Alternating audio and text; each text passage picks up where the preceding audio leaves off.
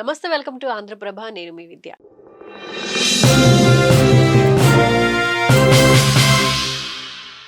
మనతో పాటు senior journalist Kiran గారు ఉన్నారు.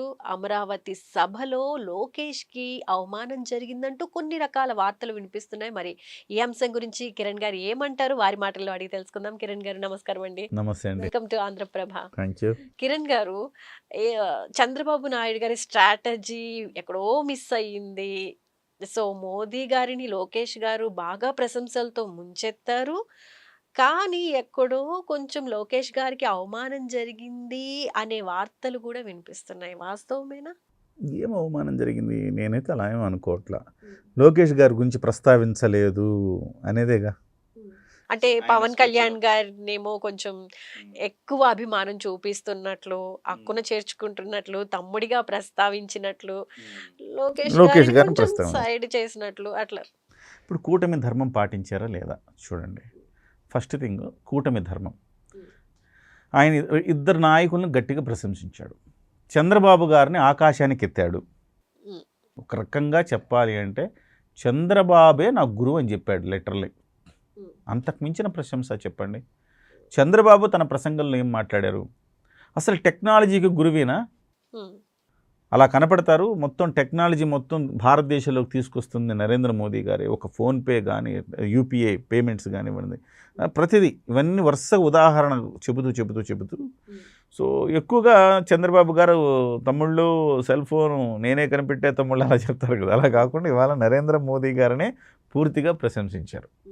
అద్భుతంగా నరేంద్ర మోదీ గారికి అస్సలు మనసు పూర్తిగా పులకించేలాగా ప్రశంసించారు నరేంద్ర మోదీ గారిని.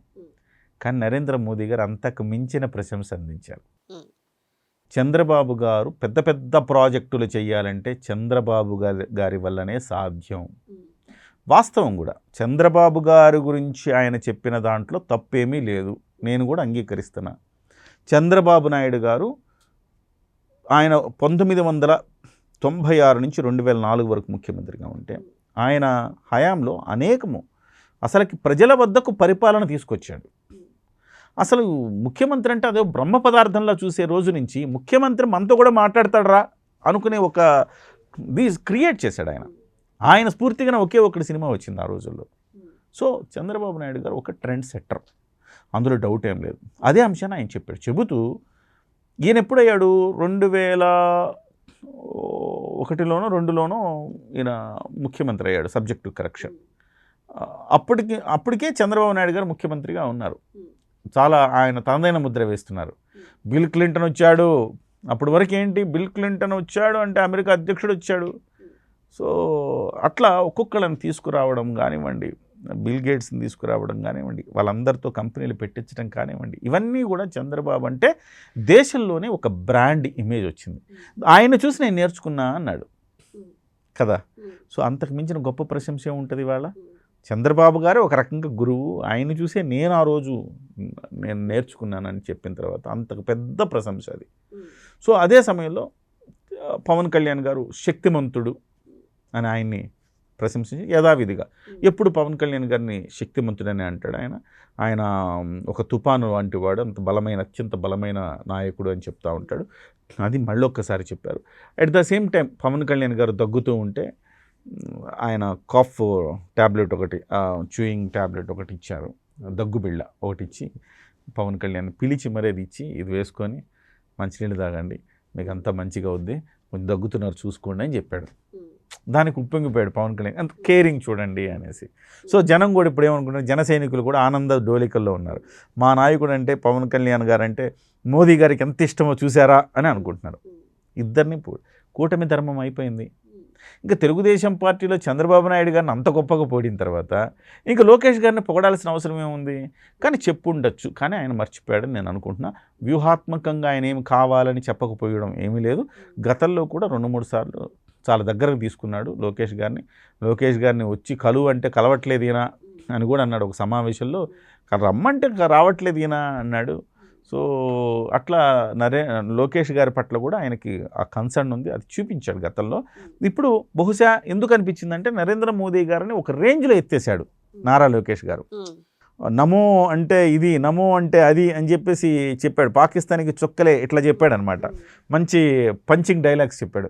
ఇంత పంచింగ్ డైలాగ్స్ చెప్పినా కానీ ఆయన గురించి మాట్లాడలేదే అని ఒక రకమైన బాధ, అంతే తప్ప నేనైతే ఏమనుకుంటానంటే అది నరేంద్ర మోదీ గారు తెలిసి కావాలని ఇగ్నోర్ చేసింది కాదు. ఆయన ఒకటి ముందు అనుకొని ఉంటాడుగా, ఆయన ఎంత ప్రిపేర్ కాకపోతే తెలుగులో మాట్లాడతాడు చెప్పండి. ఏదో అంటాడు, కళ్ళు వింటున్నాయి మాట్లాడాడు కదా. సో మేమే చేస్తాం, మనమే చేస్తాం, ఇట్లాంటివన్నీ మాట్లాడాడు కదా.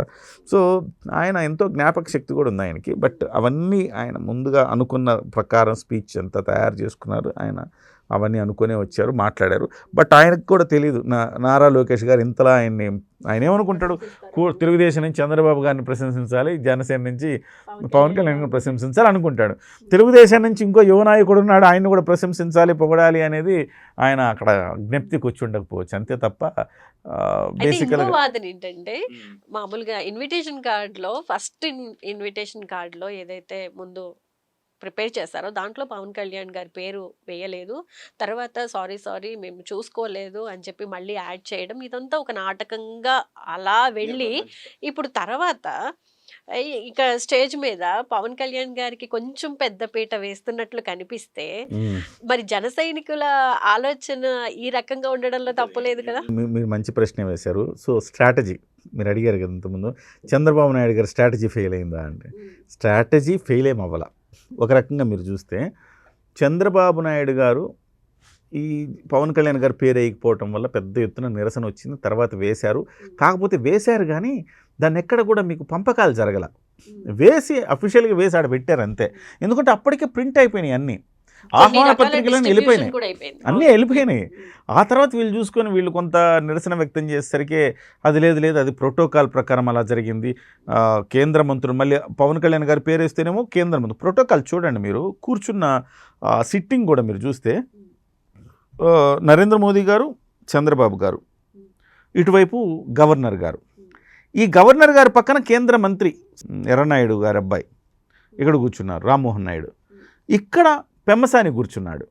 వీళ్ళిద్దరు కేంద్ర మంత్రులు, ఇంకో కేంద్ర మంత్రి ఇటువైపు కూర్చున్నాడు. వీళ్ళు కేంద్ర మంత్రులు అయిన తర్వాత పవన్ కళ్యాణ్ గారికి సీట్ ఇచ్చారు అక్కడ.